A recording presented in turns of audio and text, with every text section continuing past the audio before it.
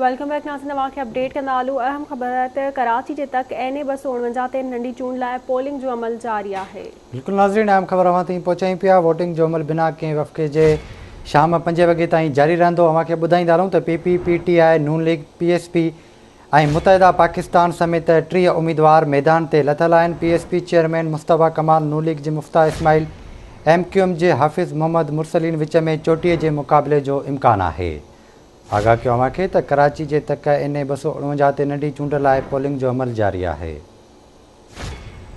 तफ़सील मालूम कंदासीं कराची में महताब शरखान। जी महताब, कहिड़ा अपडेट्स आहिनि? बिल्कुल सजा की ॿुधाईंदा रहूं त कराची जे तक NA 249 ते नंढी चूंड जे लाइ पोलिंग जो सिलसिलो जारी आहे। वोट जो अमल जेको आहे बिना कंहिं फ़र्क़ जे शाम 5 बजे ते जारी रहंदो।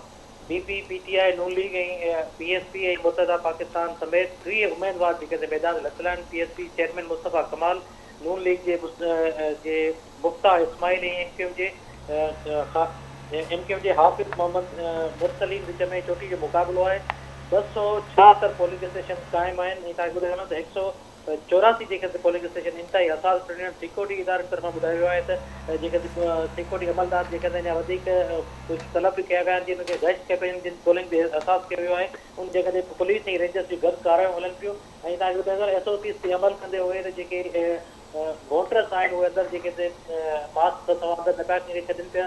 ऐं ॿियो तव्हांखे ॿुधाईंदा हलूं त हिकु रमज़ान ऐं लॉकडाउन जे करे कुझु माण्हू जेके जेको वोट जो सिलसिलो जो भले पियो थोरो सुस्त रफ़्तार ते हले पियो ऐं जेके वोटर्स आहिनि कुझु सिलसिलो पंहिंजे तरीक़े सां वोटनि जे लाइ अचनि पिया ऐं सिलसिलो जो अमल ताईं जारी हुयो। जी ठीकु आहे मेहता, वॾी महिरबानी अव्हांजी तफ़सील खां आगाह करण लाइ।